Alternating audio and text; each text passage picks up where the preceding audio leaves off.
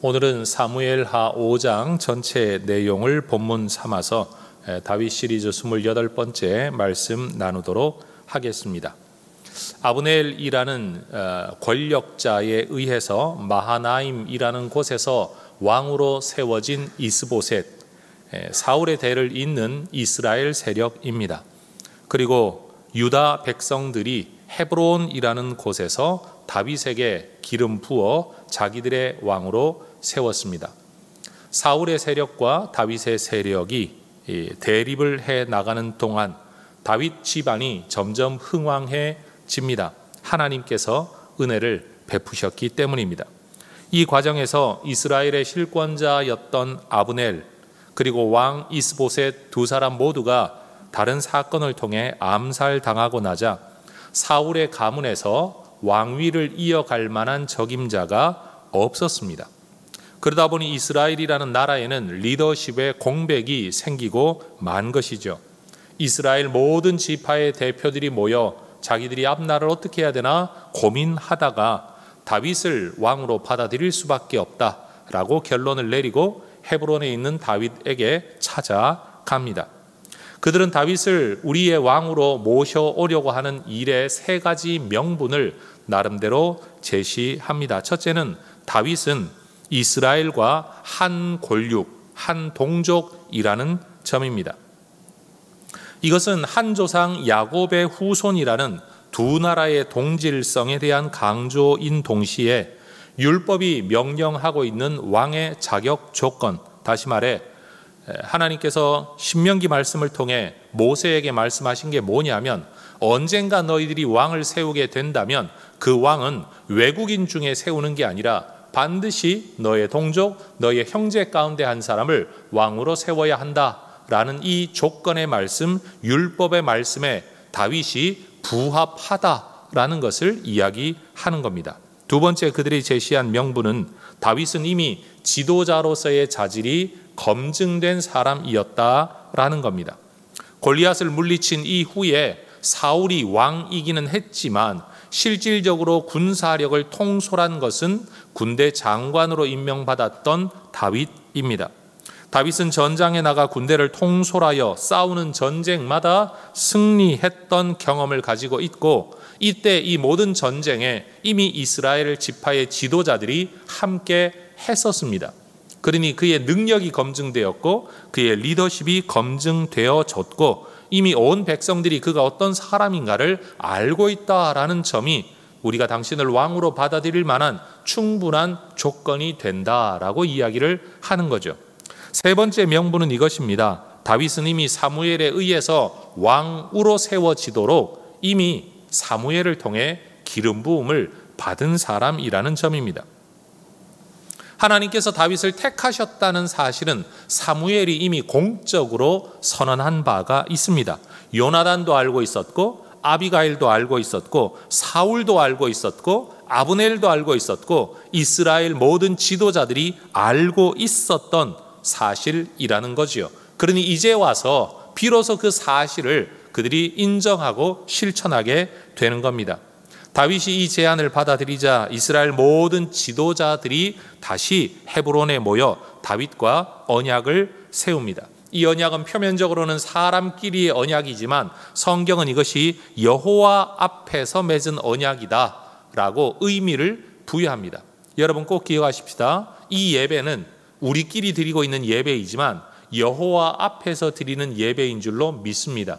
결혼에 대한 서약, 세례에 대한 서약, 여러분 우리가 가지고 있는 이런 서약들은 사람들 앞에서 하고 있는 일이지만 성경은 그것을 일컬어 여호와 앞에서 하는 일이라고 분명히 이야기하고 있는 겁니다.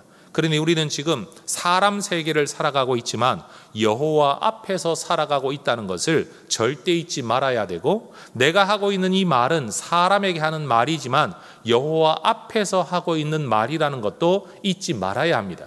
그래서 예수 믿는 사람은 사람에 대한 신의를 지켜야 된다라는 말 그 위에 내가 한 그 말이 하나님 앞에서 한 말이기 때문에 하나님 앞에서의 약속을 지키는 사람이 되는 것, 신실한 사람이 되는 것을 우리의 삶의 목표로 삼아야 될 겁니다. 여러분, 내가 무시할 만한 사람을 무시해버리는 것, 세상에서 있을 수 있는 일이지만 하나님 앞에서 약속한 일을 우리가 그렇게 무시할 수는 없다라는 거죠. 여러분, 하나님 앞에서 살아가고 있음을 기억하고 또 그 삶을 성실하게 살아내는 성도 여러분들 되시기를 주의 이름으로 축원합니다.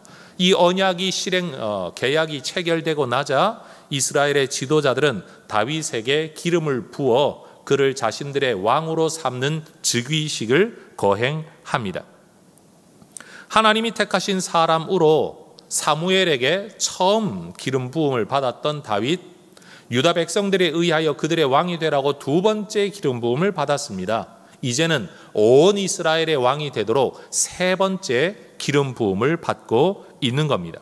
아버지 집에서 양을 돌보도록 위임받고 세워졌던 목자, 양의 목자였던 다윗이 이제는 이스라엘 모든 백성을 돌보아야 하는 이스라엘 백성들의 목자로 세워지게 된 것입니다. 다윗이 나이 30세에 왕이 되어, 그것도 유다의 왕이 되어 7년을 통치했습니다. 그럼 지금 온 이스라엘의 왕이 되는 이 나이는 37세였습니다. 그리고 33년 동안 통치했다고 성경은 이야기를 하죠. 다윗은 이스보셋이 죽은 이후, 다시 말해 사울의 아들 이스보셋이 이스라엘의 왕으로 살아가다가 암살당해 죽고 난 이후에 다윗이 하루빨리 모든 이스라엘의 통일 이스라엘의 왕이 되어야 되겠다고 사울 왕조를 먼저 공격하지 않았습니다. 여러분, 왕이 없고 군대 장관이 없는 나라, 리더십이 존재하지 않는 나라 공격해서 차지하는 것, 다윗에게 어쩌면 쉬운 일이었을 겁니다. 그런데 다윗은 하지 않았습니다.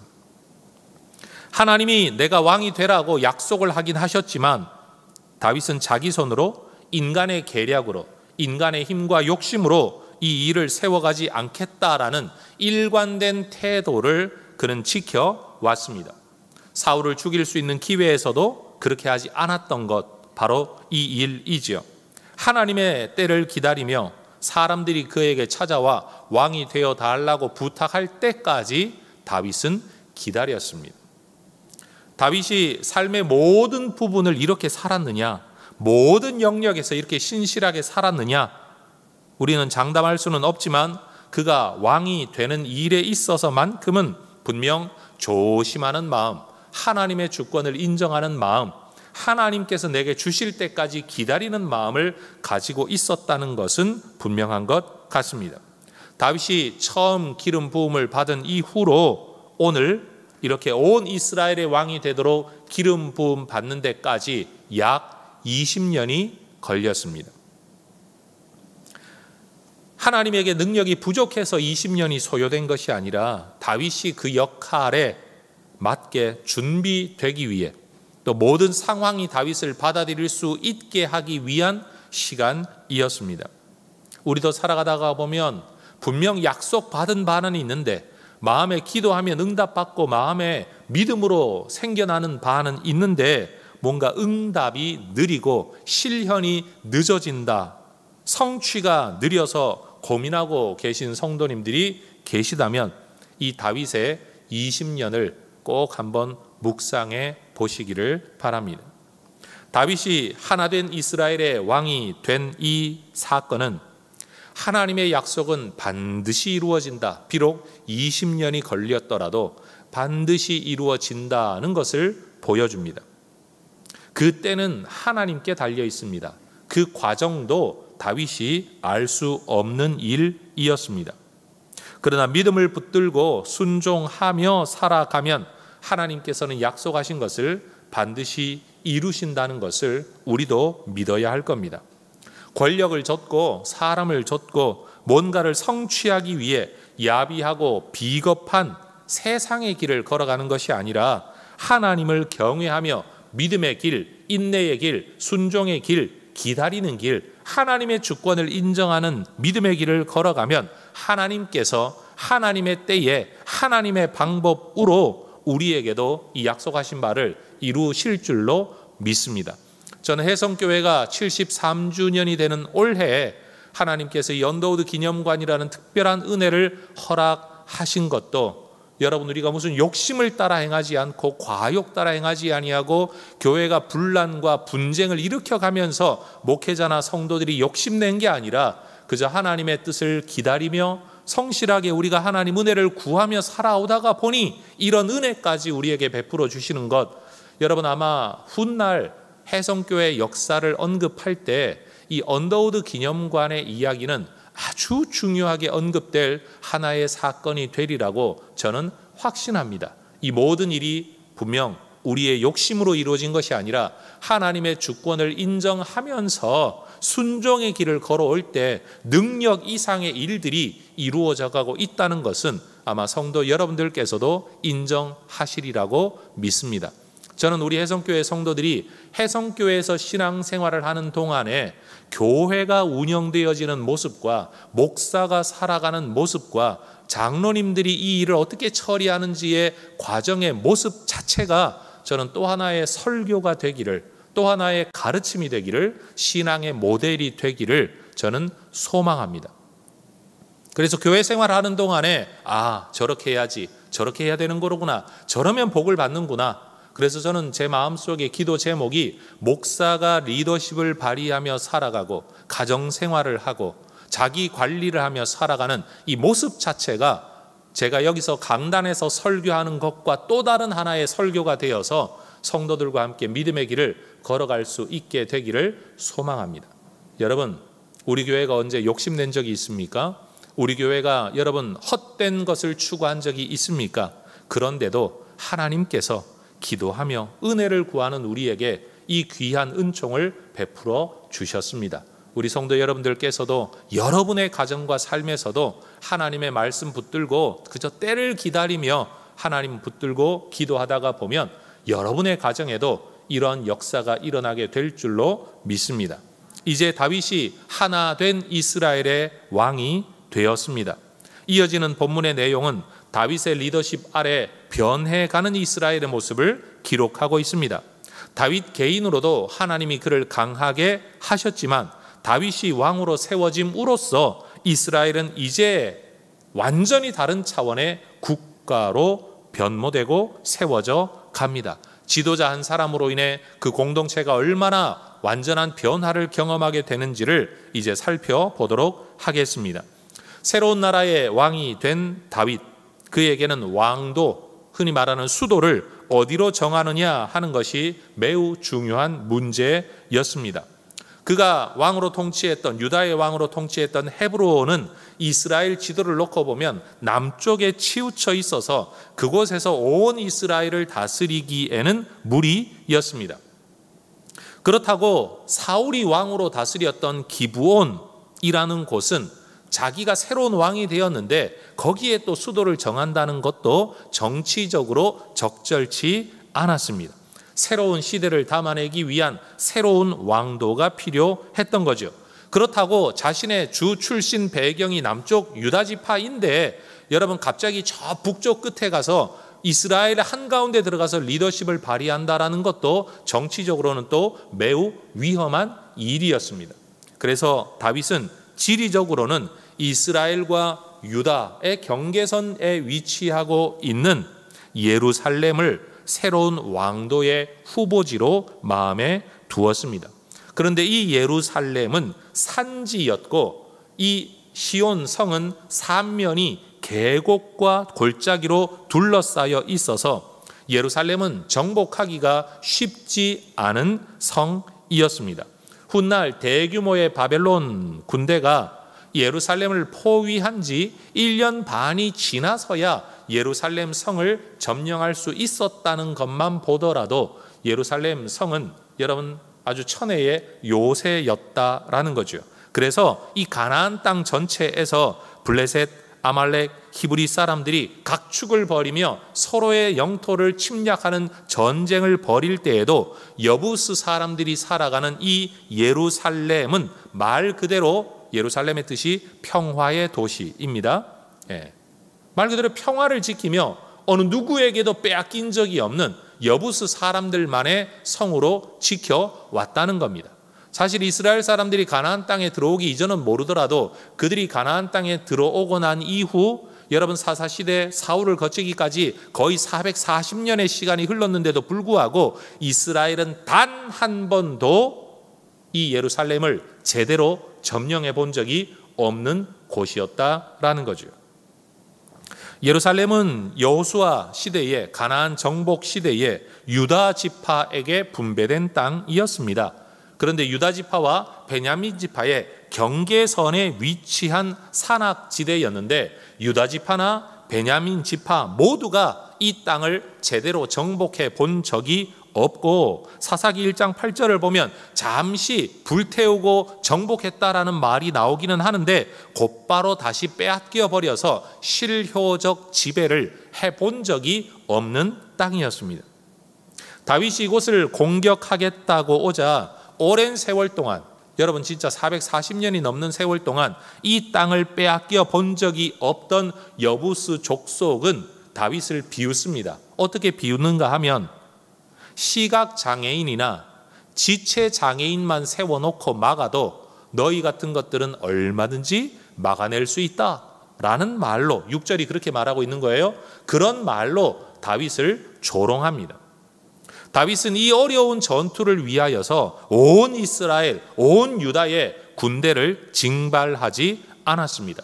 다시 말해 이스라엘 정규군을 통해 이 전쟁을 치른 것이 아니라 자신을 추종했던 사람들, 원래부터 자신을 따랐던 사람들, 다시 말해 아둘람과 시글락에서부터 자신을 따랐던 사람들만 데리고 이 전투를 감행한 것으로 보입니다. 다른 지파들의 도움이 전혀 없이 이 성을 정복하고 났을 때 다윗은 이 성을 자기 이름 붙여서 다윗성이라고 이름을 짓습니다. 왜냐하면 이것은 사적이고 개인적인 전투였기 때문입니다. 사무엘서 기록자는 이것이 매우 중요한 의미가 있다라는 것을 강조하려고 7절에서도 9절에서도 이 성을 다윗성이라고 이름 지었다라는 것을 반복해 강조합니다. 누구에게도 빚지지 않고 자기 힘으로 왕도를 만들어낸 다윗, 여부수 족속들이 통치하던 때보다 더 강하게 예루살렘 성을 보수합니다. 9절을 보면 다윗이 밀로에서부터 안으로 성을 둘러싸았다라고 이야기를 합니다. 밀로는 성체를 요새화된 성을 의미합니다. 그런데 요새화된 성 안에 또 성을 둘러싸았다라는 것은 이중 성벽을 설치하고 그 사이에 아마 흙을 채워 넣어가지고 굉장히 견고한 성을 쌓았다라는 의미로 보여집니다. 예루살렘은 이스라엘이 가나안 땅에 들어온 이후 400년에서 440년이 넘는 동안 이스라엘에게 속해 본 적이 없는 땅이었습니다. 사무엘이 있었을 때도 이 땅 정복하지 못했습니다. 사울도 그렇게 하지 못했습니다. 그런 점에서 다윗의 예루살렘 정복은 그에게 통일 이스라엘의 왕이 될 만한, 이전에 어떤 사사도 어떤 왕도 이루지 못한 일을 이룰 수 있는 역량이 있는 사람이라는 것을 보여주는 사건이었고, 이스라엘 역사에서도 굉장히 획기적인 사건이었습니다. 동시에 다윗을 통하여 여부수족이 몰락하고 점령당한 것은 여호수아가 시작한 가나안 정복 사업이 400년이 넘는 지금에서야 다윗에 의하여 비로소 완성되어 가고 있다는 것을 보여주는 겁니다. 여러분, 하나님의 계획이 모세를 통해 여호수아를 통해 가나안 땅을 너희에게 주겠다고 약속을 하셨는데, 그들이 포기하고 어렵다고 힘들다고 여러분 차지하지 못했던 땅을 440년이 지난 다윗이 차지했다라는 것은요, 비록 옛날에 주어진 약속이지만 이스라엘 백성들이 이루지 못하고 누리지 못하고 성취하지 못했던 일을 다윗이 믿음으로 남이 하지 못한 일을 이루어내었다는 것을 보여주는 겁니다. 그동안 누구도 이룰 수 없었던 이런 일이 가능했던 이유는 하나님께서 다윗과 함께 하셨기 때문입니다. 그래서 이 5장의 이야기에서 제가 가장 중요하게 여기는 한 구절이 바로 오늘 우리가 함께 읽었던 5장 10절의 말씀입니다. 같이 한번 읽어볼까요? 만군의 하나님 여호와께서 함께 계시니 다윗이 점점 강성하여 가니라. 다윗의 강성함은 하나님의 손이 그를 붙들고 보호하심으로 나타난 결과였습니다. 헤브론을 거점으로 점점 강성해지더라. 3장 1절이 그렇게 이야기를 했었습니다. 이제 다윗은 예루살렘 다윗성을 거점으로 또 점점 강성해 갑니다. 내리막길 인생이 아니라 오르막길 인생, 올라가는 인생이었다라는 겁니다. 그런데 여러분, 헤브론이 중요하거나 예루살렘이 중요한 게 아니라 하나님이 그와 함께하고 계시니 그가 헤브론에 있을 때도 강성하였고, 남이 차지하지 못했던 저 땅을 내가 차지해서 내 수도, 내 왕궁을 삼겠다라고 할 때는 하나님이 그 일도 이루어 주시는 이유가 뭐냐? 예루살렘 성이 특별해서가 아니라 하나님께서 다윗과 함께 하셨기 때문이라는 겁니다. 난공불락의 요새라는 자부심, 적군은 바로 그런 지리적 이점에서 오는 자신감을 가지고 있었습니다. 또 이스라엘 가나안 정착 이후 정복해 본 적이 없다라는 아군의 패배감. 적군은 자신감을 가지고 있고 아군은 패배감을 가지고 있습니다. 이루기 어려운 일이라는 객관적 근거가 있습니다. 왜요? 삼면이 골짜기와 계곡으로 되어 있어 차지하기 힘들다라는 객관적 근거 말입니다. 또 해본 적이 없다, 이루어 본 적이 없다는 역사적 근거도 있었습니다. 무슨 면으로 보나 이 일은 불가능해 보이는 일이었지만 하나님께서 강하게 하시고 하나님이 함께 하시는 다윗에 의하여 이런 일이 이루어지게 된 겁니다. 여러분, 하나님이 우리와 함께 하시면 남들은 할 수 없다, 못한다, 역사적으로 할 수 없다, 객관적 근거로 할 수 없다라고 하는 일들이 여러분을 통해 이루어지게 될 줄로 믿습니다. 여러분, 그 꿈을 꾸시고 그 믿음을 가지고 이 땅을 살아가야 할 겁니다. 또 누군가가 마땅히 이루었어야 할 일을 그가 감당하지 못한 것은 후대를 살아가는 우리 또는 동시대를 살아가는 우리가 그 사람의 불신앙과 무능력함을 비난하라고 남겨진 것이 아니라 어쩌면 우리가 하나님의 섭리 안에서 우리로 하여금 그 일을 하게 하시려고 남겨준 기회일지도 모른다. 다시 말해, 야, 그것도 책임 못 지냐, 그 일도 하지 못하냐 라고 할 때 그 사람이 그 일을 하지 못한 것을 비난할 게 아니라 어쩌면 저 일을 나보고 하라고 남겨주신 것일지도 모르겠다. 여러분, 이런 생각도 한번 해보실 수 있는 성도 여러분 되시기를 바랍니다. 그러니 교회 생활 하실 때요, 뭔가 답답해 보이는 게 있잖아요. 마음에 안 드는 게 있잖아요. 그 일은 다른 사람 욕하라고 남은 일이 아니라 내가 너를 시키려고 남겨둔 거야. 다른 사람은 그거 보면서 답답하지 않아. 다른 사람은 그걸 보면서 화나지 않아. 근데 너 화나지, 답답하지. 그 네가 하라고 하나님이 너한테 맡겨주신 거야. 여러분, 눈에 보일 때 뭔가 자꾸 거슬리는 일이 있고 부족한 일이 있다라고 느껴지면요, 아, 저게 나의 예루살렘 성이구나. 저게 여부수 족속이 차지했던 시온 산성이로구나. 하나님이 저 성을 차지해서 다윗성 되게 하라고 내게 주신 거로구나. 여러분, 그런 마음 가지는 성도 여러분 되시기를 주의 이름으로 축원합니다.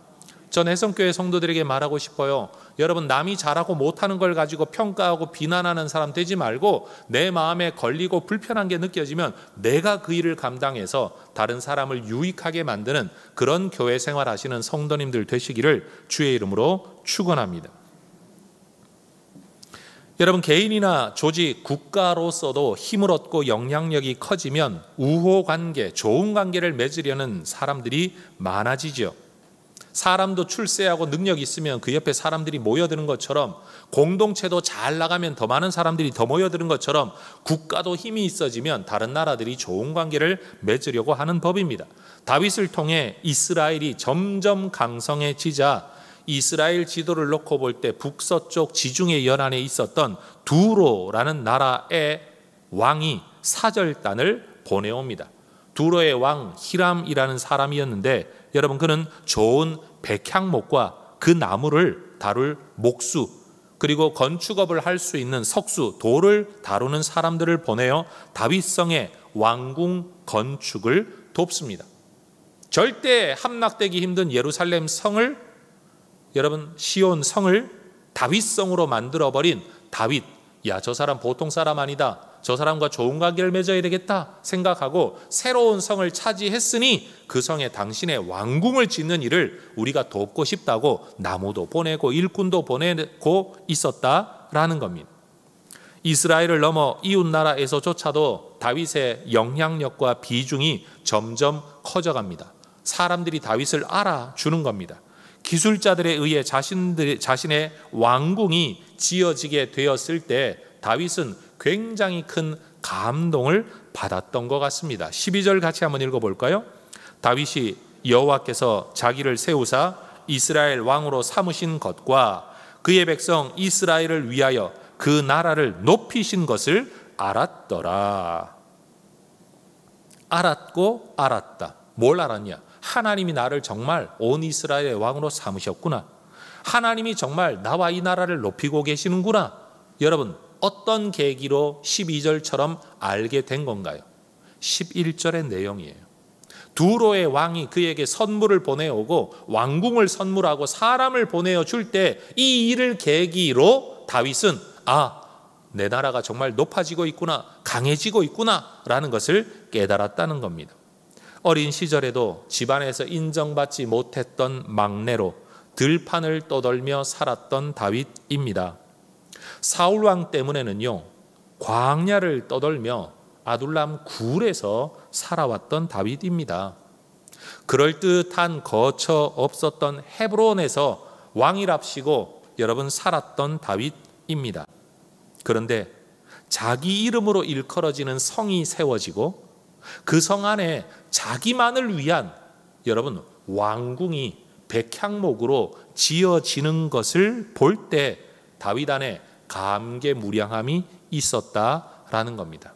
여러분 정말 고생스럽게 살다가 여러분 집 한 채 마련해가지고 여러분 그 집에 이사 들어갔을 때 그 기분, 물론 집 아직도 없으신 분은 제가 할 말이 없습니다만 여러분 내 이름으로 된 내 명패 붙어 있는 내 집에 들어가서 그날 밤 잠을 자려고 할 때, 물론 저는 집이 없습니다만 여러분 그 기분이 얼마나 좋겠습니까? 내가 지금껏 고생하며 살아왔던 삶에 대한 뭔가 보람, 대가를 받은 듯한 뿌듯한 것한, 내가 정말 그래도 여기까지는 왔구나, 야 이것까지 이루었구나, 여러분 얼마나 큰 마음의 보람이 있었겠느냐라는 겁니다.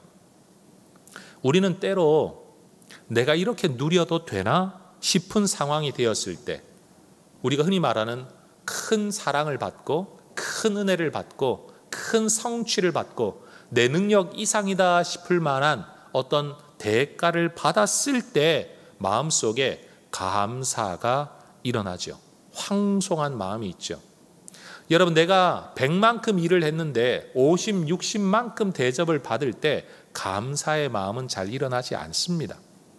믿음으로는 감사합니다라고 말할 수 있지만 인간적으로 마음에서부터 감동이 일어나는 감사를 하기는 쉽지 않습니다. 그런데 나는 100 정도밖에 안 되는 사람인데 150, 200만큼의 대접을 받고 뭔가를 받고 결과를 얻어낸다면 여러분 이건 너무 감격적인 일이 되는 거죠. 때로 우리는 바로 그런 상황에서 하나님의 은혜를 깨닫게 됩니다. 우리의 죄성 때문에도 그렇겠지만 인간의 본질이 그러하죠.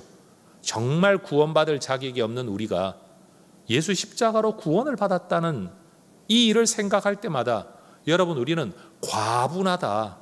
그래서 우리가 늘 하나님 앞에 고백하는 게 벌레만도 못한 나를 하나님의 자녀로 삼아주셨다라고 고백하는 이유는 내가 벌레다라는 뜻이 아니라 하나님의 은혜가 너무 크다라는 고백 아니겠습니까? 다윗도요, 자기가 하나님의 믿음 안에 살아가는 수고를 통해 여기까지 왔지만 그가 성을 차지한 것까지도 하나님의 은혜인 줄 알았지만 생각지도 못했던 왕, 이방 왕, 남의 나라 왕으로부터의 왕궁의 선물을 받았을 때 그는 12절과 같은 깨달음, 그 깨달음, 하나님의 은혜에 대한 깨달음, 하나님의 은혜에 대한 자각을 할 수 있었다라는 겁니다. 여러분 우리는 아무 대가 없이 아무 칭찬 없이 그저 사명감만으로 하늘에서 받을 복을 바라보고 살아가기에는 영적 지구력이 약한 것 같아요. 정말 믿음만을 가지고 아무것도 눈에 보이지 않는데 평생을 살아라, 이거 우리에게는 정말 어려운 일인 것 같습니다. 다윗도 마찬가지였다는 거죠. 내가 남다르게 노력하고 수고하는 데 불구하고 합당한 대접을 받지 못한다고 여겨질 때 그 일을 계속 해나가는 거, 이거 쉬운 일이 절대 아닌 거죠. 사실 목사인 저도 교회와 성도들로부터요, 사랑받고 존경받고 지지받는다는 것을 느낄 때 마음과 그런 것을 느끼지 못하고 괜히 자꾸 섭섭한 마음이 들 때 인간의 마음이 완전히 다르다는 걸 저도 인정할 수밖에 없어요. 사실 부모 노릇할 때도 마찬가지 아닙니까? 내가 낳은 아이 내가 책임져야 된다는 것 알죠. 뭐 감사를 표현하지 않아도 끝까지 책임지겠죠. 그런데 그 아이들로부터 뭔가 마음에 감동이 되는 일이 있을 때 하고 그런 일이 없을 때 하고는 여러분 자녀들을 대하는 우리의 마음이 많이 다르지 않습니까? 저는 다윗의 삶에 베풀어졌던 이 큰 은혜와 복을 통해 다윗이 자기에게 하나님이 정말 함께하고 계시구나, 하나님이 나를 정말 높여주고 계시구나, 하나님이 이 나라를 세워가고 계시구나, 이 일을 하라고 나를 이 자리에 보내셨구나 라는 것을 깨달았다라고 말하는 이 12절의 말씀처럼 우리 성도 여러분들에게도 그리고 저에게도 여러분 생각지도 못했던 은혜, 때로는 섬김, 때로는 복이 넘쳐나서 우리의 믿음이 견고해지고 우리의 사명감이 더 견고해지고 내가 가고 있는 이 길이 내 수고에 대한 길이 아니라 은혜의 길이라는 사실을 여러분 깨닫게 되는, 그래서 더 큰 감사로 예배하게 되는 저와 여러분이 될 수 있기를 주의 이름으로 축원합니다. 그리고 이어지는 사무엘하 6장으로 넘어가 보면요, 하나님이 이런 은혜를 내게 주셨기 때문에 그가 하나님께 선한 일을 하려고 하는 모습이 앞으로의 설교에서 이어지게 될 것입니다. 여러분, 사람도 주고 받는 속에 관계가 깊어지는 것 아니겠습니까? 다윗은요, 하나님이 내게 이런 것까지로 주시는구나 라는 것을 깨달을 때 이전에도 믿음으로 살아왔지만 믿음 그 위에 더 큰 믿음으로 하나님을 위해 뭔가를 하려는 마음이 있었다는 거예요. 저는 목회를 하면서 성도님들께 당연히 해야 됩니다 라는 말을 시간이 흐르면 흐를수록 점점 덜 하게 되는 것 같아요. 왜냐하면 당연히 하라고 한다고 해서 오랫동안 당연하게 할 수 있는 사람이 이 세상에 누가 있을까요? 저는 오히려 성도들을 위해 기도할 때마다 하나님 은혜를 주세요. 은혜를 받고 은혜를 누리고 은혜에 감동받고 감격되어져야 하나님 우리 안에서 자발적으로 하나님을 섬길 수 있습니다. 하나님, 우리는 부족하지만 죄 가운데 있지만 은혜를 먼저 주세요. 은혜를 깨달아야만 하나님 우리가 새로운 삶을 살아갈 수 있습니다. 물론 십자가의 은혜만큼 큰 은혜는 없지요. 십자가의 은혜 위에 삶에서 주어지는 은혜를 누리는 성도 여러분들 되시기를 축복합니다. 이전에 사울의 집안에서는 아들들이 죽어나가는데 왕위를 계승할 사람이 없는데 다윗은 헤브론에서 6명의 아내를 통해 6명의 아들을 두었다는 이야기를 우리는 3장에서 살펴본 바가 있습니다. 그리고 이 기록을 한 목적은, 사무엘서를 기록한 목적은 다윗의 집안이 흥왕해 가고 있다라는 것에 대한 기록이라는 것을 이야기한 적이 있습니다.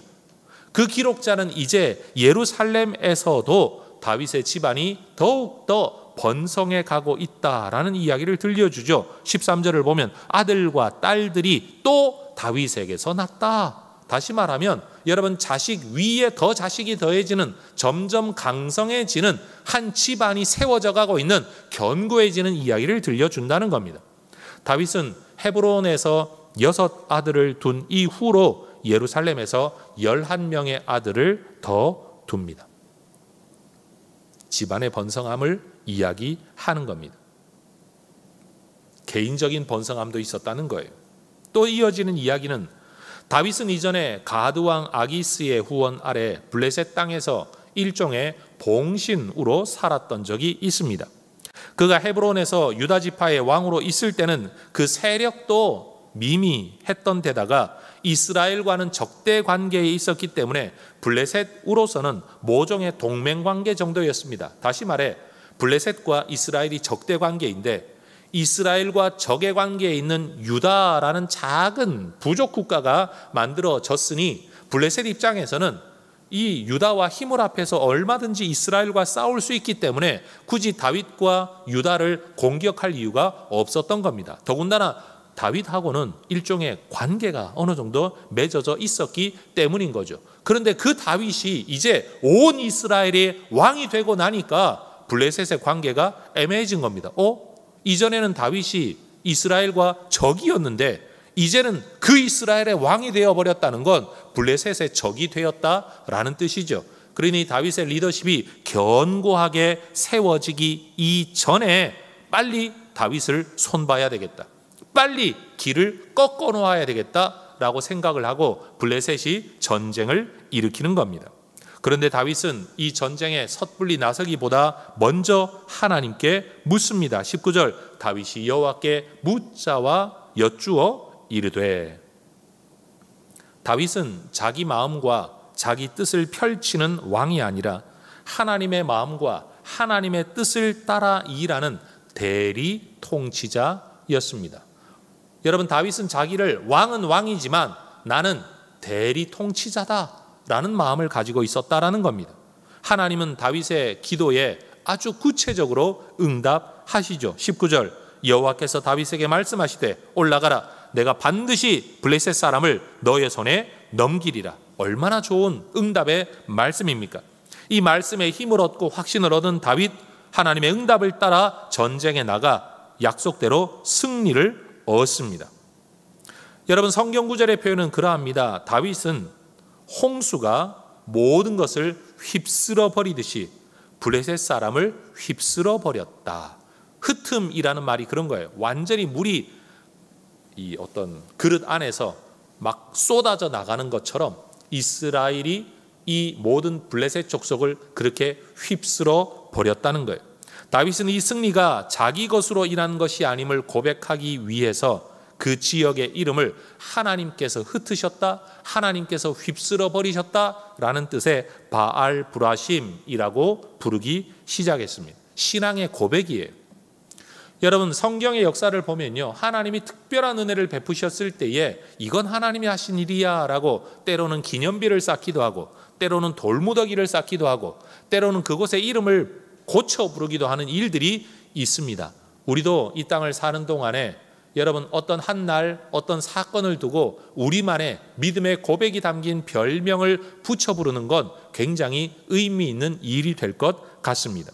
이 승리가 얼마나 확실하였는가, 얼마나 전쟁에서 완전한 승리였는가 하는 것은 블레셋 사람들이 전쟁의 승리를 기원하기 위해 모셔온 그들의 우상마저도 다 버리고 도망했다라는 데서 확인할 수 있습니다. 이전에는 블레셋이 이스라엘의 언약궤를 빼앗았습니다. 사무엘상 4장에 나오는 이야기예요. 그런데 지금은 그들이 자기들의 신, 자기들의 우상을 여러분 다 버려버리고 도망을 합니다. 사무엘상 4장에서도 이스라엘 백성, 약속의 백성이었습니다. 오늘 사무엘하 5장에도 약속의 백성 이스라엘입니다. 그런데 여러분, 그들이 어떤 마음으로 살고 어떤 믿음으로 살고 어떤 지도자 밑에 있었느냐에 따라서 하나님의 법궤를 잃어버리는 족속이 될 거냐, 아니면 나머지 다른 사람들이 자기의 우상을 버리고 도망가게 만드는 족속이 될 거냐가 이렇게 달라졌다라는 겁니다. 그러니 여러분, 하나님의 능력이 있는 거냐 없는 거냐, 하나님 살아계신 거냐 마냐, 이런 질문을 할 게 아니라 하나님의 승리를 가져올 수 있는 믿음의 길을 내가 걸어가고 있냐, 사울의 삶을 살아가고 있냐, 내가 정말 다윗의 삶을 살아가고 있냐, 이것이 우리의 신앙에 매우 중요한 질문이 되는 거예요. 하나님 어디 있냐라고 말할 게 아니라 살아계신 하나님이 나를 통해 나타나실 만하냐, 이 질문을 우리가 해보아야 된다라는 거죠. 그런데 전쟁에서 패한 블레셋이 쉽게 물러서지 않고 또다시 쳐들어옵니다. 22절이 기록하고 있는 블레셋의 두 번째 침략은 아마 상당한 시간이 흐른 이후였을 겁니다. 왜? 전쟁에서 대패하고 난 뒤에 군사력을 좀 모집하고 정비해야 다시 전쟁할 수 있는 것 아닙니까? 그런데도 성경은 마치 이것이 연달아 있었던 일인 것처럼 기록하는 것은 전쟁의 시점이나 시차가 중요한 게 아니라 다윗이 블레셋을 막아내었다, 한 번으로 오든 두 번으로 오든 다 이겼다라는 이야기를 하기 위해 지금 이 기록을 하고 있는 거죠. 블레셋의 두 번째 침략 앞에서도 다윗은 하나님 앞에 먼저 기도합니다. 그리고 하나님께서는 이제 네가 나가 싸워라 라고 말하는 게 아니라 이제는 뽕나무 숲에 매복했다가 하나님이 어떤 사인을 주면 그때 기습 공격을 해라. 이제는 전투 방법까지도 하나님께서 일러 주십니다. 하나님의 공격 개시 신호는 뽕나무 꼭대기에서 행군하는 소리다라고 약속을 하셨습니다.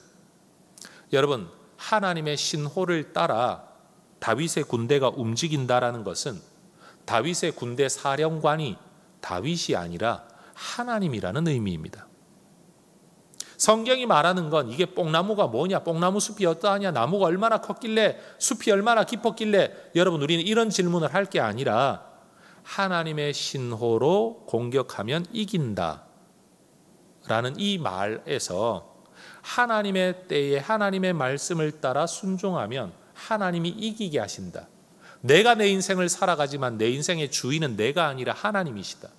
하나님의 뜻을 따라 살아가겠다고 하는, 하나님의 신호를 따라 살아가겠다고 하는, 하나님의 사인이 있을 때 전쟁하겠다고 하는, 이것이 바로 나와 내 삶과 내 부대는 다 하나님의 것이다 라는 신앙의 고백이고, 하나님의 사인을 따라 살아갈 때 우리 하나님 승리하게 하신다라는 겁니다. 다윗의 군대는 다윗의 뜻대로 움직이는 군대가 아니라 하나님께서 다윗을 통해 움직이시는 하나님의 군대였습니다. 다윗이 다른 모든 전투도 뽕나무, 나무숲 위에서 걸음 걷는 소리, 행군하는 소리의 방식으로 살아간 것은 아니지만, 다윗에게 전쟁의 승리는 자신의 지혜, 자신의 용맹함에 달려있는 게 아니고 군사력이나 전략에 달려있는 게 아니라 하나님의 말씀에 순종하는 데서부터 그의 승리가 기인하고 있다는 것을 보여주는 거죠. 그러니 다윗의 왕국은 사람이 세워가는 왕국이 아니라 하나님께서 세워가시는 왕국인 것입니다. 여러분, 우리 교회가 그런 교회 되기를 주의 이름으로 축원합니다. 여러분의 집안과 여러분의 사업이 그런 일터, 그런 집안 될 수 있기를 또한 축복합니다. 다윗은 이 전투를 통해서, 이 두 번째 전투를 통해서 블레셋 사람들을 게바에서부터 게셀까지, 기브온에서 게셀까지 약 30km 이상 이스라엘 땅에서 서쪽으로 30km를 몰아내었습니다. 사무엘상 4장을 보면 전쟁을 계기로 빼앗겼던 이스라엘 땅, 다시 말해 서쪽 지중해 연안에 살았던 블레셋 사람들이 여러분 내륙의 이스라엘 땅까지 엄청나게 몰고 들어와 이 땅을 차지해 살았는데, 여러분 엘리 제사장 때 그러했고 사울 왕 때 그러했는데 다윗이 이들을 다시 옛날 땅으로 다 몰아내 버렸다라는 겁니다. 블레셋과의 전쟁에서 패하여 사울도 죽었고 땅도 빼앗겼던 이스라엘이 이제 다윗을 통해서는 땅도 되찾고 블레셋의 영향으로부터도 완전히 벗어나게 된 겁니다. 하나님은 사울을 왕으로 세우실 때도 사무엘상 9장 16절을 보면요, 블레셋 사람들의 손에서 이스라엘을 구원하시려고 내가 너를 세운다고 말씀하셨습니다. 그러나 사울은 이 일에 실패했습니다. 그런데 사무엘하 3장 18절을 보면 하나님께서는 다윗을 왕으로 세우실 때도 내가 너를 통해 블레셋으로부터 내 백성을 구원하려고 너를 왕으로 세운다라고 말씀을 하셨습니다. 그런데 다윗은 이 일을 이루어 낸 겁니다. 똑같은 목적으로 부름을 받았어요. 소명자예요. 사명자예요. 사울도 다윗도. 그런데 사울은 그 일에 실패했고 다윗은 그 일에 성공했다는 거예요.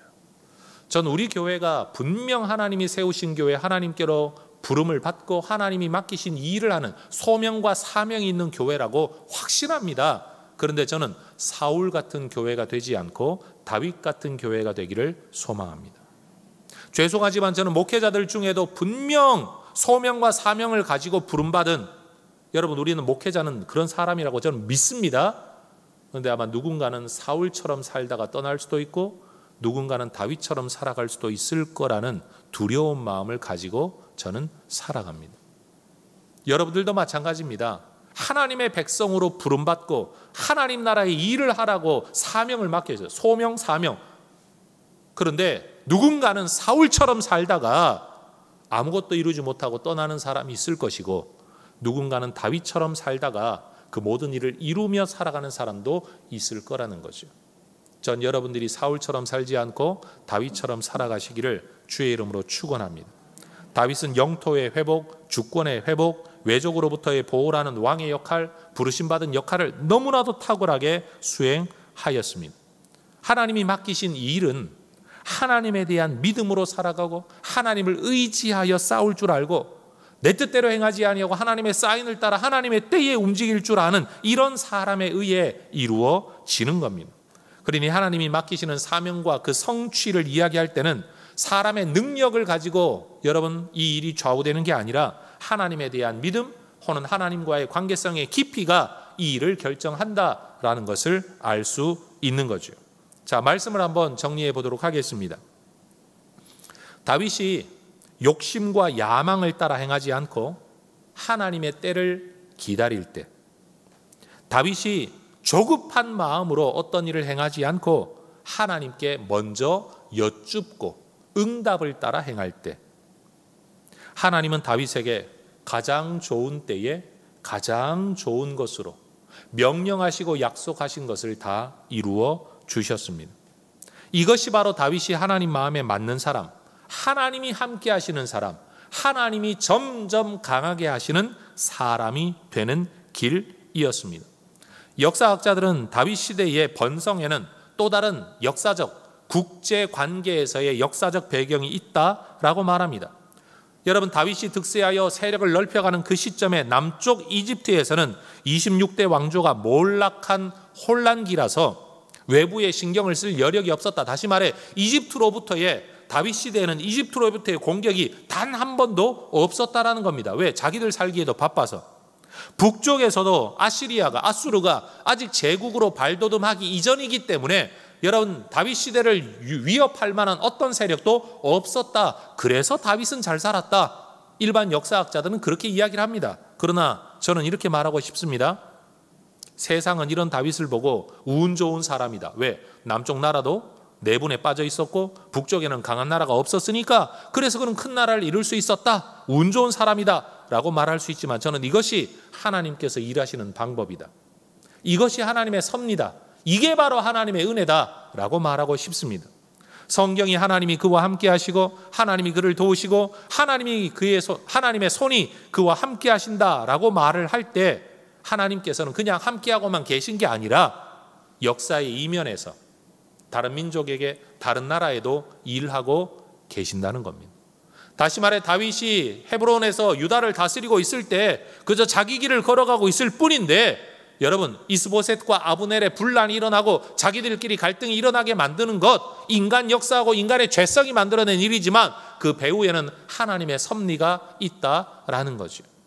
그러니 여러분 내 능력이 최고가 되어야만 내가 복받는 게 아니라 내 능력은 달라지지 않았는데도 하나님께서 더 능력 많은 사람들을 병들게 하시고 관계 깨어지게 하시고 어려움 겪게 하심으로 나를 최고가 되게 하실 수도 있다는 사실을 우리는 알아야 된다는 거예요.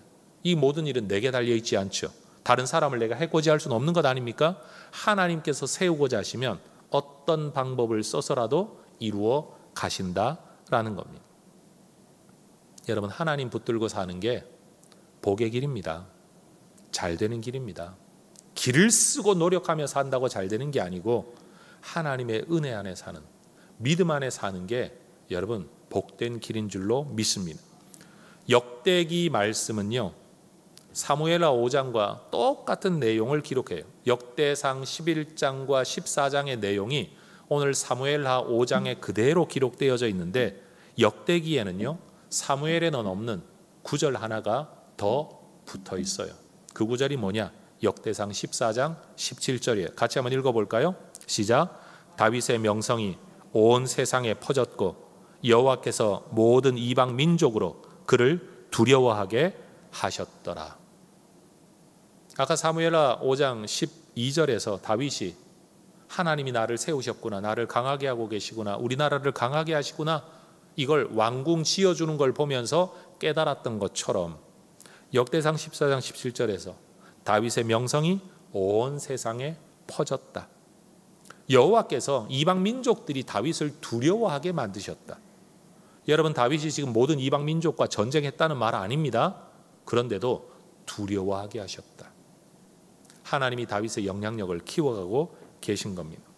만군의 하나님 여호와께서 함께 계셔서 성도 여러분이 점점 강하게 세워져 가시기를 주의 이름으로 축복합니다. 그로 인해 여러분의 존재와 삶과 명성이 온 세상에 퍼지고 모든 사람이 여러분을 존경하며 여러분을 높여 보게 되는 은혜가 있기를 주의 이름으로 축원합니다. 여러분, 다윗의 처음 길, 믿음의 길 잘 걸어가시기를 주의 이름으로 축원합니다.